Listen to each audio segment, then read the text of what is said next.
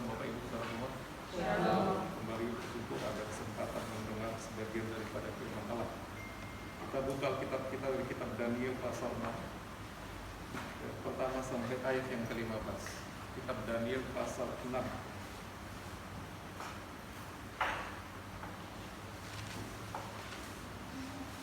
Daniel pasal 6 ayat pertama sampai ayat yang ke-15. Kita baca bergantian walau dengan duduk saja. Darius orang Media menerima pemerintahan ketika ia berumur 62 tahun. Lalu berkenaan Darius melaksanakan 20 wakil raja atas kerajaannya. Mereka akan ditempatkan di seluruh kerajaan. Membawahi mereka diangkat pula 3 pejabat tinggi, dan Daniel adalah salah satu dari ketiga orang itu. Kepada mereka, para wakil-wakil raja harus memberi pertanggungan jawab supaya raja jangan dirugikan. Maka Daniel meminta pejabat tinggi dan para wakil raja itu karena dia mempunyai roh yang luar biasa dan raja bermaksud untuk menempatkannya atas seluruh kerajaannya. Kemudian para pejabat tinggi dan wakil raja itu mencari alasan dakwaan terhadap Daniel dalam hal pemerintahan.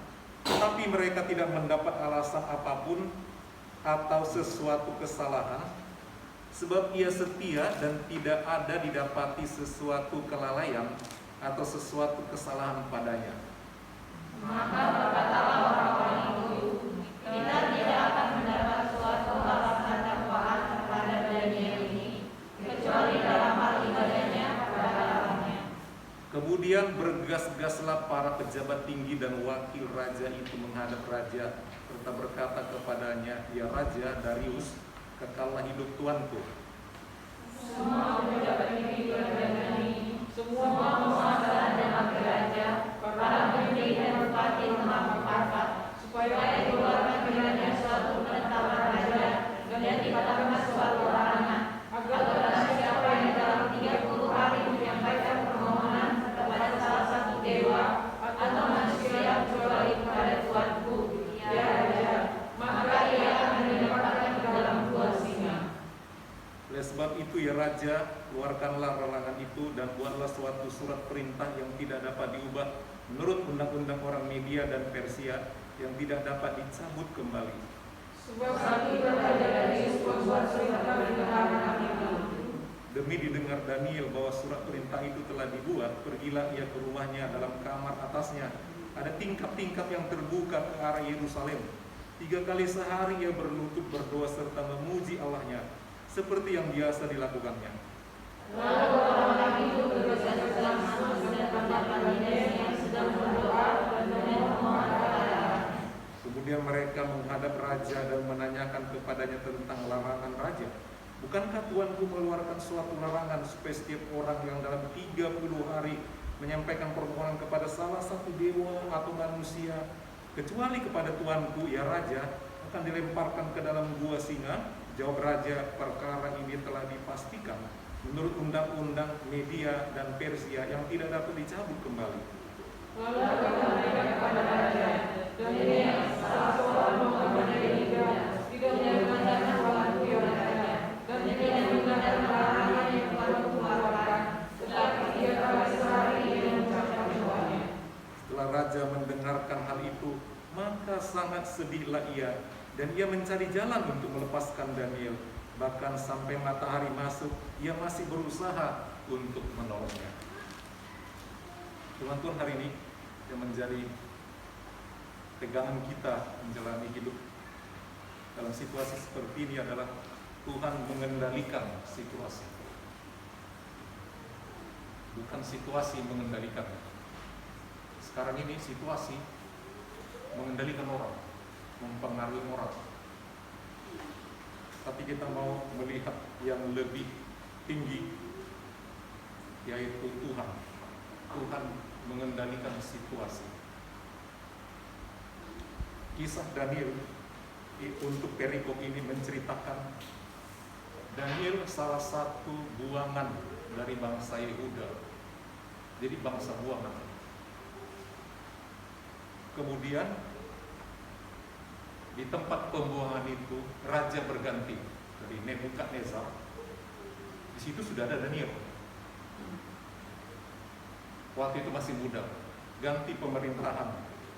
Kerajaan itu dikuasai oleh Media Persia, rajanya Darius. Ganti pemerintahan.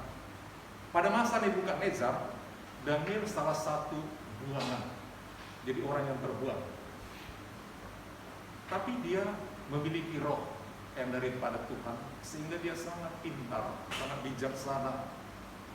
Ketika dalam pemerintah Nebukadnezar, dia juga diangkat menjadi pejabat. Luar biasa. Walaupun cobaan tetap datang.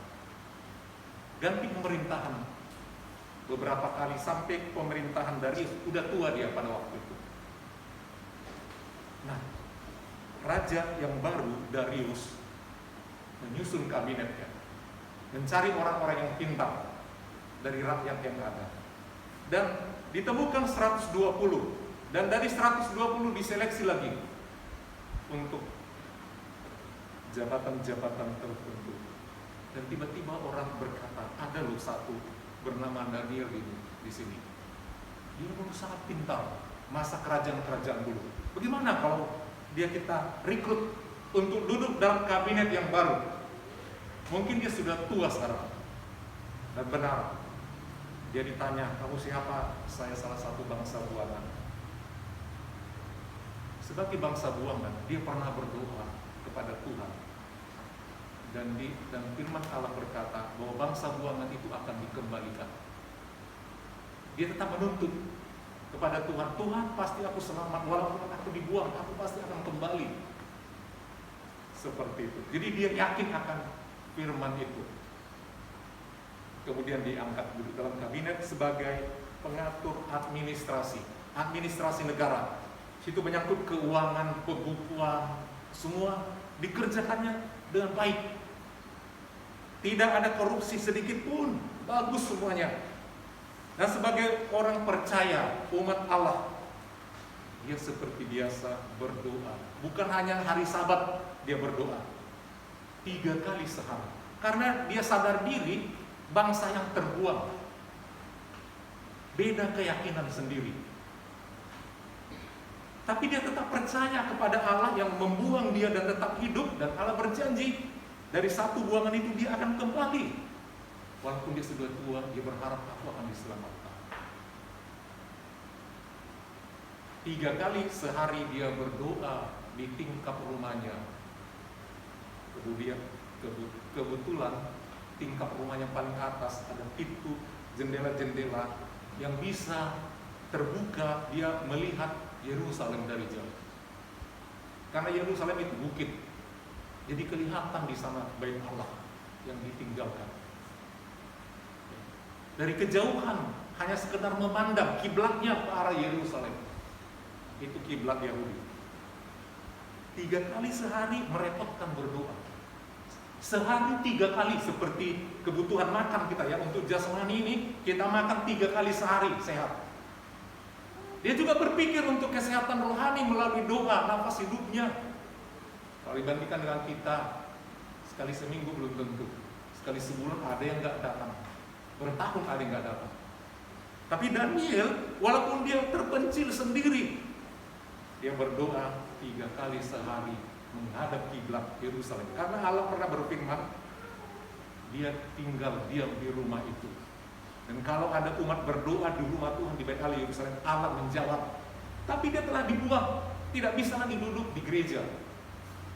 Maka dia hanya menghadap saja, Tuhan yang bisa. Kira-kira begitu.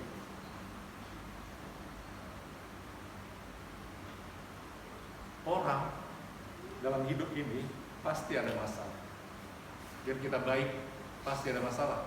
Jangan dikira kalau kita baik, tidak ada penyakit, tidak ada masalah. Apalagi tidak baik, lebih banyak masalahnya. Yang membedakannya adalah bagaimana menyelesaikan masalah. Anak-anak Tuhan menyelesaikan dengan cara yang tepat, yang mengandalkan Tuhan. Orang dunia dengan mencari kekuatannya.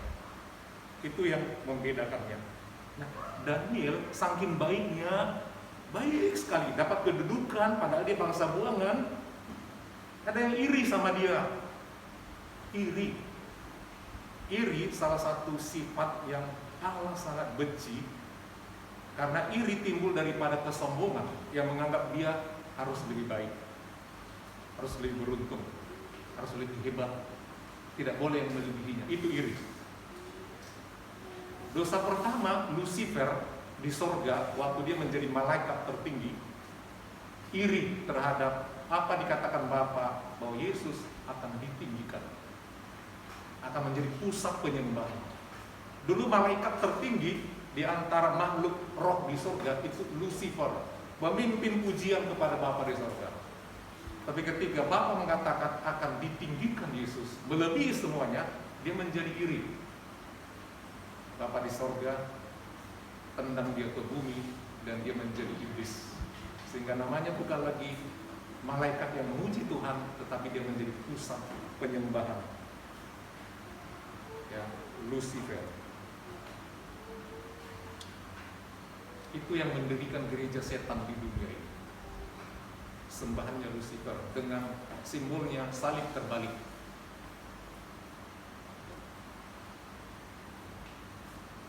Kesombongan itu, iri itu datang menghadap pejabat-pejabat sehingga berusaha menjatuhkan dia.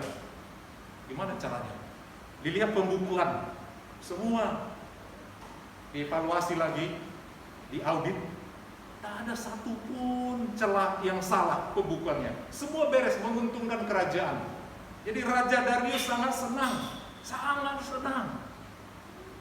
mempekerjakan menjadi salah satu pejabat di kerajaan Media dan Persia. Jadi kerajaan Media Persia itu satu kerajaan yang sangat besar, menguasai dunia. Dan setiap keputusan, setelah dia dibuat satu keputusan itu dengan meterai raja, tidak ada orang yang bisa menggugat kalau dari meterai sama cincin raja. Iri datang, Daniel harus dijatuhkan, diperiksa kehidupannya. Kita kuat berdoa 3 kali sehari. Kita tidak akan bisa menjatuhkan dia kalau soal kinerja sebagai pejabat negara. Tidak akan ditemukan cacat celah. Jam kerja, keuangan, semua berjalan dengan baik. Tidak ada cacat celah. Dalam bidang agamanya tidak pernah bolong-bolong. 3 kali sehari dia berdoa. Nah, kita mau mencela adalah lewat keyakinannya. Orang kan bukan anak Tuhan pada waktu itu. Hanya Daniel, keyakinannya. Keyakinan kita kan beda semua. Keyakinannya. Kita buat satu perubahan. Jadi muncullah provokator-provokator di semua pejabat-pejabat yang lain. Kita bikin satu undang-undang. Kita tahu bahwa satu undang-undang itu dibentuk oleh kabinet untuk masalah apapun, kemudian disahkan oleh presiden atau raja, disetujui usul undang-undang itu. Demikianlah mereka kabinet itu menyusun satu draft undang-undang yang mengatakan demikian. Dalam 30 hari dibuat satu undang-undang untuk menghormati Raja Darius yang baru itu, dibuat patungnya. Tidak ada orang yang bisa berdoa, tidak ada, kecuali kepada Darius melalui patung-patungnya. Kecuali kepada Darius. Ini semua provokator ini mau mengangkat Darius menjadi sama dengan dewa. Dia pikir dia akan, raja nanti akan bangga dia menjadi dewa. Orang menyembah dia. Mungkin dia akan senang menjadikan dia sebagai ilah yang akan disembah. Darius tidak bijaksana, tidak memandang sesuatu apa yang biarlah, yang penting semua orang bisa dengan baik bekerja. Jadi siapa saja ketahuan berdoa kepada dewa lain, Allah lain dalam 30 hari saja, hanya 30 hari, dilarang berdoa sama yang lain, kecuali sama Darius. Siapa yang ketahuan akan dihukum mati, eksekusi mati. Dan hukuman pada waktu itu sesuai dengan zamannya, belum ada kursi listrik, belum ada pistol itu tembak. Hukumannya adalah binatang yang membunuh, dimasukkan ke dalam gua singa. Bukan dipentung, diletin, tidak. Bukan tembak, bukan dipecut, bukan dilempari atau dirajam, tapi masukkan ke gua singa. Siapa yang salah yang membunuh? Raja membunuh tidak, orang membunuh tidak, yang membunuh singa. Itu kejamnya iblis. Biarkan. Kalau orang nembak kan merasa berdosa nembak. Jangan-jangan peluruku yang menembak dari sekian para penembak. Iblis pintar, kasih ke singa, biar singa yang membunuh. Kalau tanya saya membunuh dia, ini bukan. Siapa? Binatang kok. Itu pintarnya iblis. Mendengar peristiwa itu bahwa akan dihukum siapa yang berdoa kepada Allah, Daniel takut sekali.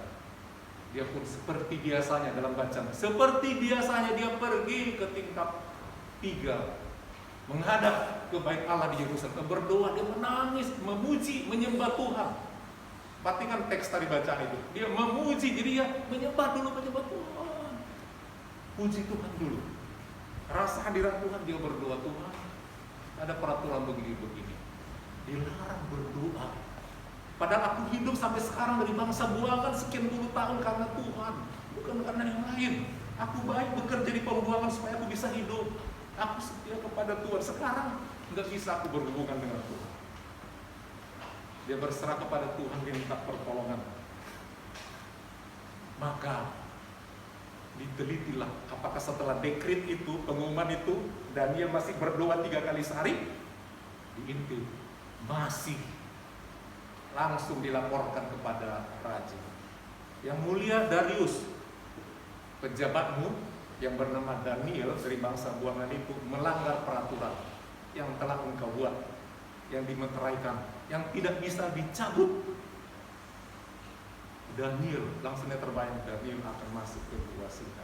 Dalam ayat tadi, kalau kita baca selanjutnya di pasal-pasal selanjutnya sampai ke ayat 26 dan seterusnya, itu maka sedihlah hati Darius. Kenapa dia sedih? Karena itu pejabat yang terbaik. Kenapa justru itu harus dihukum? Kenapa? Dia mungkin menjadi menyesali, kenapa aku gegabah menentangani undang-undang itu, usulan draft itu. Kemana aku dibodoh? Dan saking menyesalnya, dia berusaha mencari jalan dalam ayat tadi untuk melepaskan Daniel. Berusaha, tapi nggak dapat. Bahkan ayat selanjutnya dia nggak bisa makan sampai berapa hari nggak bisa makan. Dia berpuasa, dan tidak dapat juga. Dia jadi sangat sedih. Keputusan harus jadi karena meterai dia sendiri dengan cincin raja. Telah mensahkan siapa yang berdoa kepada Allah lain akan dihukum. Dalam hidup ini, semua yang dikisahkan dalam Alkitab bisa semua terjadi menjelang kedatangan Tuhan. Pelan tapi pasti penggenapan nubuatan akhir zaman akan masa yang sukar, akan larangan beribadah dan sebagainya, bisa berbagai cara mulai digenapi. Hanya dengan virus sekarang ini, orang bisa takut beribadah. Bahkan dibuat larangan itu beribadah. Kalau yang penting sebenarnya, apalagi gereja kecil, ya yang penting kan prokes yang penting. Apa gembala rutin sekali 2 atau 3 hari ke pasar, boleh lihat bagaimana orang yang di sana.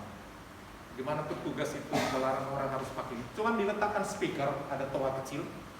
Bapak Ibu, jaga jarak karena ini, nggak ada orang situ. Hanya mikrofon. Tapi orang tetap aja ramai, pedagang tidak satu pun yang pakai masker, semua senggol sana simbol sini. Anak-anak bisa berjalan-jalan. Tapi dilarang ke gereja. Kalau berjalan-jalan, nyanyi-nyanyi, bermain-main, boleh. Satu ironis memang. Tapi itulah dilarang. Dan larangan itu berhasil membuat orang lebih takut kepada dunia ini daripada kepada Tuhan yang mengatur cakrawala alam ini, yang bisa satu saat dibuatnya tsunami, bisa dibuatnya heboh semua. Manusia lebih takut kepada hal itu daripada Tuhan. Kita tahu manusia mati sekarang ini dalam penyelidikan bukan karena COVID-nya nomor 1, tapi penyakit penyerta. Seperti itu. Bahkan orang menjadi sakit dimulai dengan ketakutan. Menurut dokter, ketakutan mengurangi imun tubuh. Dan ketika kurang imun kita karena takut, justru yang takut-takut itu yang kena. Emangnya bisa kita proteksi diri kita 24 jam tanpa virus? Karena virus itu ada di mana-mana. Nggak bisa dari dulu. Virus, flu burung lah ini terus ada, hilang muncul, terus itu akan ada. Siklus seperti itu. Tapi kita harus yakin Tuhan mengendalikan. Dan itu Tuhan izinkan loh. Supaya manusia itu sadar ada satu kekuatan yang mengendalikan dunia. Ada kuasa Tuhan yang bisa melindungi anak-anak kita gak kena. Dan umumnya orang yang kena itu, kalau diteliti semua, apa yang rajin beribadah? Enggak. Bukan. Yang rajin beribadah? Bukan. Apa dapatnya di rumah ibadah? Agama tertentu? Bukan.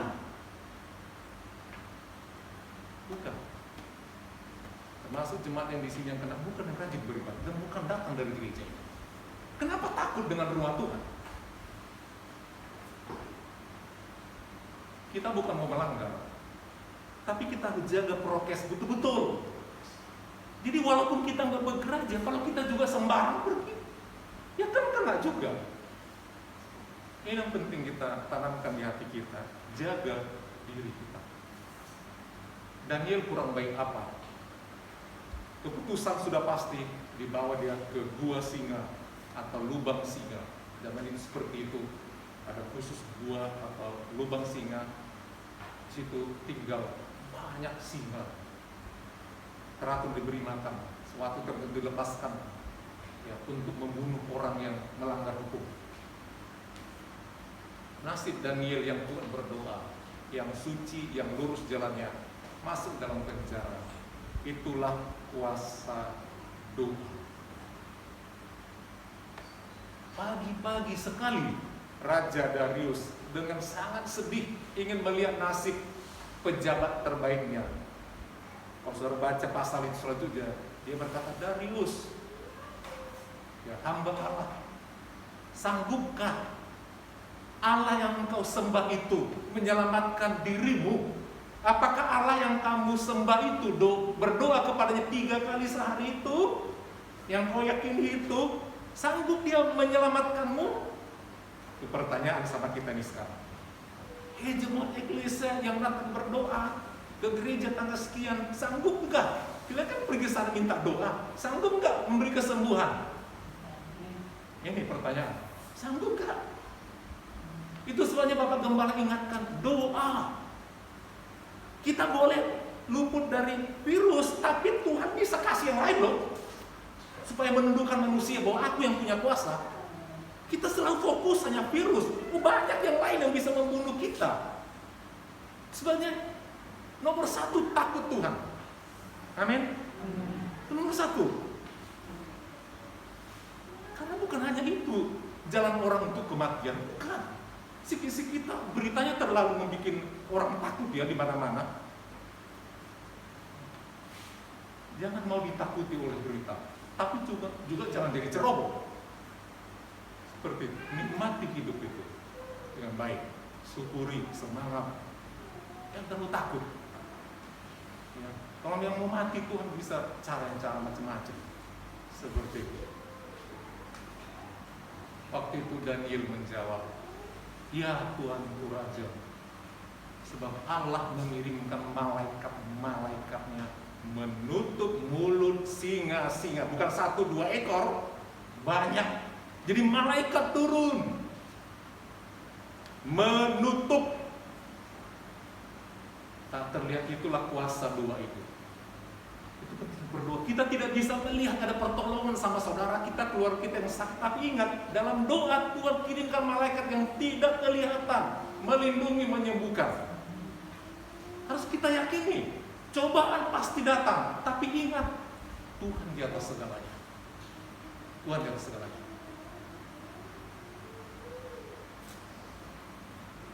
Jadi Daniel memuji Tuhan juga di gua singa itu.